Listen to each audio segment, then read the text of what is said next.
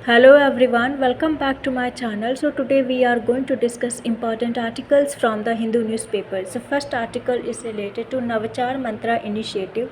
So first point regarding this article, नवचार मंत्रा एक national programme है जिसको लॉन्च किया गया है to discover, to find out and support innovative ideas कहाँ पर जो इमर्ज होंगी from rural India, tier 2 and tier 3 regions. Second, जो इनिशिएटिव है वो हेल्प करेगा लोकल इनोवेटर्स को, जो कनेक्ट करेगा with mentors, expert and industry network to transform या transit ideas into successful venture. Third, ये ऑफ़र करेगा incubation, mentorship and acceleration support for micro मतलब small entrepreneurs, grass root innovators और early stage startup. Mainly ये उन लोगों को help करेगा, सपोर्ट करेगा जो छोटे एंटरप्रेन्योर्स होते हैं, ग्रास रूट इनोवेटर और अर्ली स्टेज स्टार्टअप, जिन्होंने मतलब अभी ही जस्ट अपना स्टार्टअप स्टार्ट किया है। नेक्स्ट, जो प्रोग्राम है वो इनकरेज करेगा प्रैक्टिकल सोल्यूशन मतलब rational solution to local challenges, कि आप किसी लोकल चैलेंजेस को कैसे टैकल करें, एंड हेल्प करेगा promising ideas grow into larger enterprises. Next, ये ऑपरेट करेगा under the ministry of skill development and entrepreneurship, government of India. जो इम्प्लीमेंटेशन है उसका, जो इम्प्लीमेंटेशन ऑफ द इनिशिएटिव, जो इसका इम्प्लीमेंटेशन होगा प्रोग्राम का, ये मैनेज होगा by the national institute for entrepreneurship and small business development. Eligibility and target groups मतलब क्या आपकी एलिजिबिलिटी होना चाहिए और किन को टारगेट किया गया है, किस ग्रुप को टारगेट किया गया है। मेनली जो स्कीम है वो डिज़ाइन की गई है for Indian citizen between at the age of 18 and 55 years of age. Second, special attention दिया गया है उन एप्लीकेंट को from aspirational district, under served region and smaller towns. Next, जो एप्लीकेंट है वो पार्टिसिपेट कर सकते हैं अगर मान लो उनकी कंपनी रजिस्टर्ड भी नहीं है और मार्केट रेडी प्रोडक्ट है, वो कंपनीज या वो पार्टिसिपेंट भी इसमें पार्टिसिपेट कर सकते हैं, एप्लीकेंट वो पार्टिसिपेट कर सकते हैं। और नेक्स्ट, जो individual with ideas in the concept, वो मतलब पर्सनल व्यक्तिगत इंडिविजुअल जिसको आइडियाज़ होगी इन द कॉन्सेप्ट, वैलिडेशन और prototype stage are also eligible.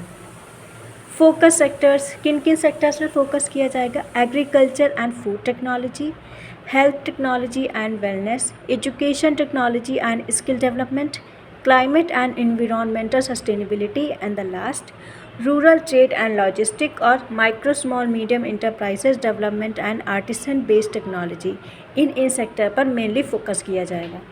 Important features, selected innovators मतलब जो सेलेक्टेड इनोवेटर होंगे उनको रिसीव किया जाएगा। सेलेक्टेड इनोवेटर रिसीव करेंगे structure incubation support for 1 year मतलब जो सेलेक्टेड इनोवेटर होंगे उनको स्ट्रक्चर इंक्यूबेशन सपोर्ट दिया जाएगा फॉर 1 ईयर। जो पार्टिसिपेंट है वो गेन करेंगे access to training session, expert guidance, intellectual property support and fund raising assistance. जो इनिशिएटिव है वो प्रोवाइड करेगा opportunities for national level exposure through digital showcases, events and public platform. और next, जो इनोवेटर होंगे वो प्रेजेंट कर सकते हैं अपनी आइडियाज़ को before expert, institution and potential investors. जो एप्लीकेशन होंगे उनको प्रोसेस्ड किया जाएगा थ्रू मल्टी स्टेज इवैल्यूएशन मतलब उनको अच्छे से इवैल्यूएट किया जाएगा, एग्जामिन किया जाएगा और सिलेक्शन प्रोसेस उसके बाद होगा। सिग्निफिकेंस क्या है, इसकी इम्पॉर्टेंस क्या है, expand innovation opportunities beyond major metropolitan cities. तो इसका जो मेन फोकस है वो बढ़ाएगा, एक्सपैंड करेगा, इन्हांस करेगा इनोवेशन अपॉर्चुनिटीज़ को बियॉन्ड मेजर मेट्रोपॉलिटन सिटीज़ में, मेनली कहाँ, टीयर 2 एंड टीयर 3 रीजन्स में and rural India. Next, encourage करेगा क्रिएशन ऑफ इंडिजिनस टेक्नोलॉजीज़ मतलब मेड ऑफ इंडिया टेक्नोलॉजीज़, आत्मनिर्भर भारत मेनली इस पे फोकस किया जाएगा and locally develop solution. Support किया जाएगा एंटरप्रेन्योर्स को from rural and semi urban areas में। प्रमोट किया जाएगा इनोवेशन इन सेक्टर जैसे AI, biotechnology, clean energy and sustainable development. Strength करेगा इंडिया की ग्रास रूट स्टार्टअप को, तो मेनली ये सपोर्ट करेगा इंडिया के ग्रास रूट स्टार्टअप को, स्टार्टअप इकोसिस्टम को और inclusive economic growth. Next article is related to the power of mangroves. So first point regarding this article, climate risk along India's coastline. तो India की जो coast line है उसके regarding climate risk क्या होते हैं या क्या है. During cyclone Dana's landfall near Bhitarkanika mangrove forest acted as a natural shield, reducing damage from strong winds and storm surges. तो जो साइक्लोन आते हैं mainly near Dana's landfall near Bhitarkanika in Orissa, तो मैंग्रोव फॉरेस्ट क्या करते हैं, वो एक्ट करते हैं as a natural shield, as a natural cover, reduce करते हैं डैमेज को from strong winds and strong surges. मतलब मेनली वो जो डिस्ट्रक्शन है उसको रोक देते हैं या उसको रिड्यूस कर देते हैं जो डैमेज होना होता है, और स्ट्रॉन्ग विंड की स्पीड को और स्टॉर्म सर्जेस को. नेक्स्ट, जो कोस्टल कम्युनिटीज़ है across India are increasingly facing the effect of climate change. तो जो भी कोस्टल कम्युनिटीज़ हैं पूरी इंडिया में वो लगातार फेस कर रही हैं effect of climate change. Next, rising sea level, लगातार सी लेवल रेज हो रहा है, बढ़ रहा है, राइज कर रहा है. Stronger cyclone, storm surges, coastal erosion and saline water intrusion are becoming major threats. तो ये मेजर थ्रेट्स हैं इन कोस्टल कम्युनिटीज़ के लिए. Stronger cyclone, rising sea level, storm surges, coastal erosion and saline water intrusion. मतलब सलीन जो नमक खारा पानी होता है उसका इंट्रूजन करना, मतलब घर के अंदर चला, ये मेनली इनका मेजर थ्रेट है. नेक्स्ट, इंडिया की जो कोस्ट लाइन है वो अबाउट 11,000 किलोमीटर है, जो सपोर्ट करती है मिलियंस ऑफ पीपल जिसकी लाइवलीहुड इसी पे डिपेंड होती है on coastal ecosystem.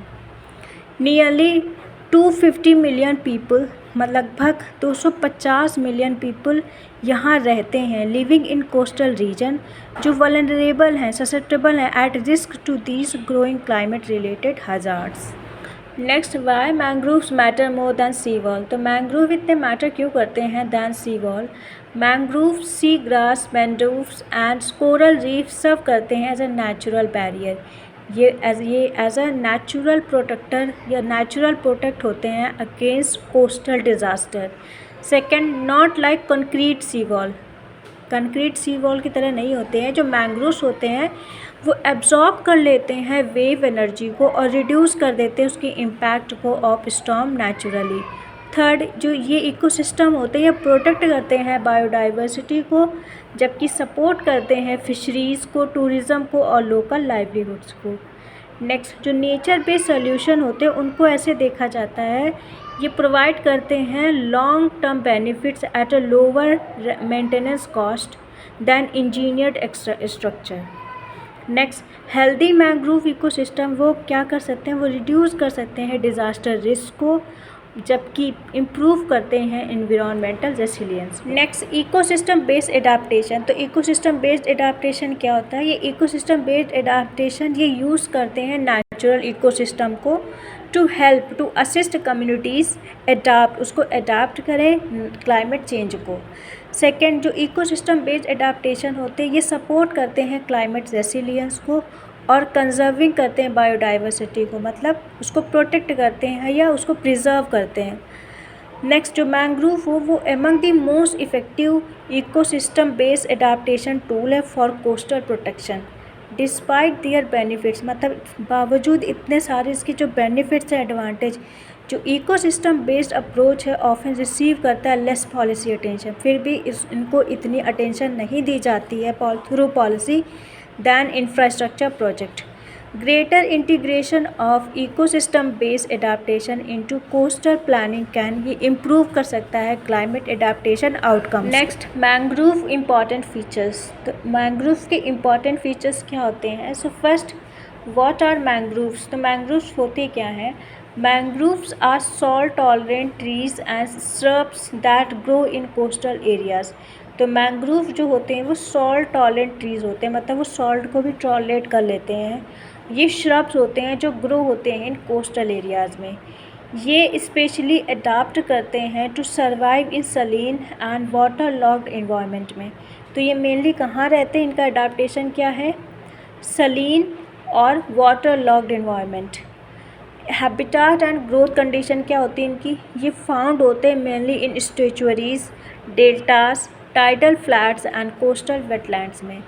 Regularly experience tidal flooding, ये रेगुलरली मतलब एक्सपीरियंस करते हैं टाइडल फ्लडिंग और हाई सेडिमेंट डिपोजिशन। थ्राइव करते हैं warm tropical and sub tropical climates. Special adaptations, pneumatophores जो ब्रीदिंग रूट्स होती है ये हेल्प करती हैं obtain oxygen from waterlogged soil से। तो ये न्यूमेटोफोरस मतलब इनकी जो ब्रीदिंग टूल्स जो होता है, ये इनका मेनली ब्रीदिंग टूल ये होता है न्यूमेटोफोरस। ये हेल्प करता है कि कैसे ऑक्सीजन को ऑब्टेन करें फ्रॉम वाटरलॉक्ड सॉइल से। Prop roots provide stability in soft coastal sediment, मतलब इनकी जो प्रॉप रूट्स होती हैं ये प्रोवाइड करती है stability in soft coastal sediment में। नेक्स्ट, सॉल्ट सिक्रीटिंग मैकेनिज्म, मतलब ये सॉल्ट को सेक्रीट करते हैं, इनके पास ये मैकेनिज्म होता है, ये अलाउ करता है survival in saline condition. Vivipary enable seeds to germinate while attached to the parent plant, improve survival rates. जो इनकी विविपैरी होती है वो इनेबल करती है, इनको मेक करती है सीड को तो जर्मिनेट होते हैं जबकि अटैच होते हैं टू पेरेंट प्लांट से, जो इम्प्रूव करते हैं इनकी सर्वाइवल रेट्स को।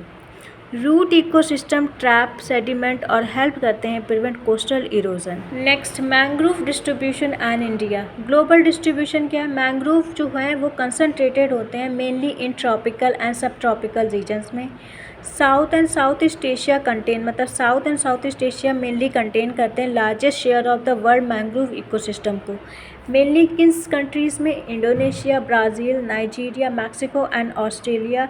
ये अगर इनको इंटीग्रेट कर दो, ये टुगेदर काउंट करते हैं एक significant portion of global mangrove cover को। मैंग्रोव्स इन इंडिया, इंडिया में कितना है mangroves? According to ISFR 2023, India की जो मैंग्रोव कवर है वो अप्रॉक्सीमेटली 4992 स्क्वायर किलोमीटर है। मेजर मैंग्रोव रीजन कहाँ है? Bhitarkanika Orissa, Godavari Krishna delta Andhra Pradesh, Gujarat coast Kerala, coast Andaman and Nicobar island and the Sundarban in the world largest continuous mangrove ecosystem.